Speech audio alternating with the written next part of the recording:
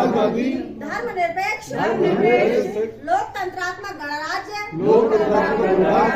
बनाने के लिए तथा उसके समस्त नागरिकों को सामाजिक, आर्थिक और राजनीतिक न्याय, विचार, अभिव्यक्ति, विश्वास, धर्म और उपासना की स्वतंत्रता, प्रतिष्ठा और अवसर की समता प्राप्त कराने के लिए तथा उन सब में व्यक्ति की गरिमा और राष्ट्र की एकता और अखंडता सुनिश्चित करने वाली बंधुता बढ़ाने के लिए दृढ़ संकल्प होकर अपनी इस संविधान सभा में आज तारीख 26 नवंबर 1949 को एदत द्वारा इस संविधान को अंगीकृत, अधिनियमित और आत्मार्पित करते हैं। बाबा साहब ने इस संविधान में पिछड़े वर्गों के लिए धारा 340 रखी, लेकिन वो धारा 340 को क्या किया गया, आज तक लागू नहीं किया गया पूरी तरह से। बाबा साहब चाहते थे कि पिछड़ी जातियों को उनकी संख्या के आधार पर हिस्सेदारी मिले, लेकिन आज तक पिछड़ी जातियों की हिस्सेदारी 2%, 3%, 4%, 5% तय हो पाई है। SC/ST की आरक्षण जो 1935 से मिल रहा है, वो भी आज उनकी संख्या के बराबर तय नहीं हो पाया है। OBC में क्रीमी लेयर लगा दी, जबकि उसका कुछ भी तय नहीं हो पाया। SC वर्ग जिसकी संख्या 15% है, उसकी हिस्सेदारी 10 से 11% तय हो पाई है।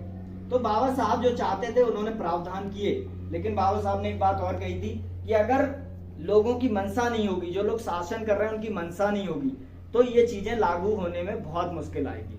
और आज तक जो भी सरकारें नहीं, उन्होंने किया थोड़ा बहुत, लेकिन उनकी मनसा बिल्कुल नहीं थी कि सभी वर्गों के साथ सोशल जस्टिस की जाए। तो इसकी बहुत जरूरत है। बाबा साहब ने सामाजिक न्याय की बात की थी, और ये सामाजिक न्याय तभी हो सकता है जब सामाजिक रूप से जो पिछड़े वर्ग हैं, अनुसूचित जातियां, अनुसूचित जनजातियां, वो इकट्ठे होकर अपनी हिस्सेदारी को क्लेम करें। वो जब सत्ता में आएंगे तभी हो सकता है। और पिछड़े दूसरा न्याय जो था वो था राजनीतिक न्याय, कि पॉलिटिकल जस्टिस हो। पॉलिटिकल जस्टिस बिल्कुल भी नहीं हो पाया है। जैसे पहली जब लोकसभा का चुनाव हुआ तो भारत में नेहरू जी ने 52% टिकट अकेले ब्राह्मण जाति को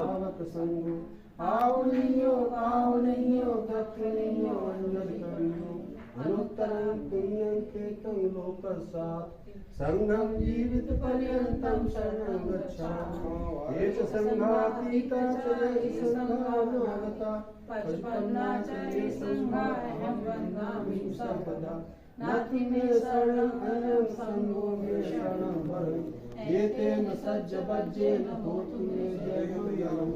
उत्तमंगेन वन्दे संगच्छाति भूतं। संगो यो खन्तु दोषो सर्वो कृति समो।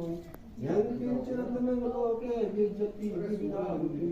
रत्नं संग समग्रत तस्मा सोति भूतमे। संघो विशुद्धो वरदक्षिण्यो सतीन्द्रियो समरक्षहिनो। गुणेनिनेके समधिपत्ता अनासवतो प्रणमामि संघं संघं। इमाय धम्मानुधम्म पटिपत्नियां लोकतंत्रात्मक गणराज्य बनाने के लिए तथा उसके समस्त नागरिकों को सामाजिक, आर्थिक और राजनीतिक न्याय, विचार, अभिव्यक्ति, विश्वास, धर्म और उपासना की स्वतंत्रता, प्रतिष्ठा और अवसर की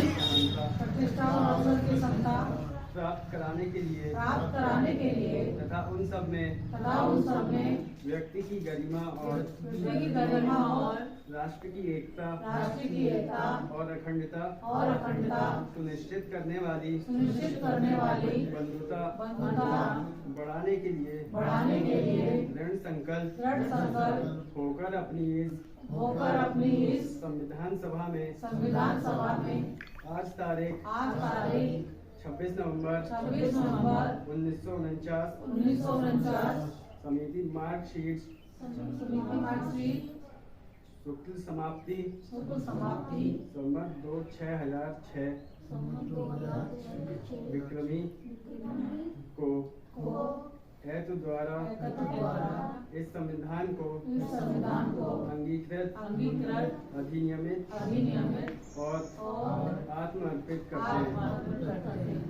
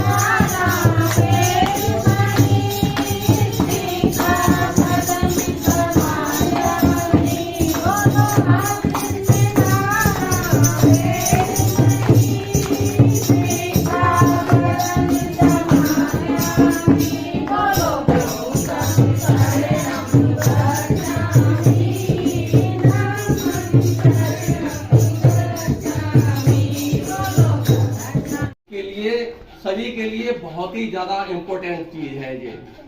हम जिंदा है संविधान से, अगर जीवित अगर भी है हम, पहले हम इंसान की तरह नहीं रहते थे, हम हैवानियत की तरह रहते थे। जहाँ भले जीते थे, रहते थे, सांस तो चलती थी लेकिन हम अच्छी सांस नहीं ले पाते थे। तो हम जिंदा है संविधान से, हम शिक्षित है संविधान से।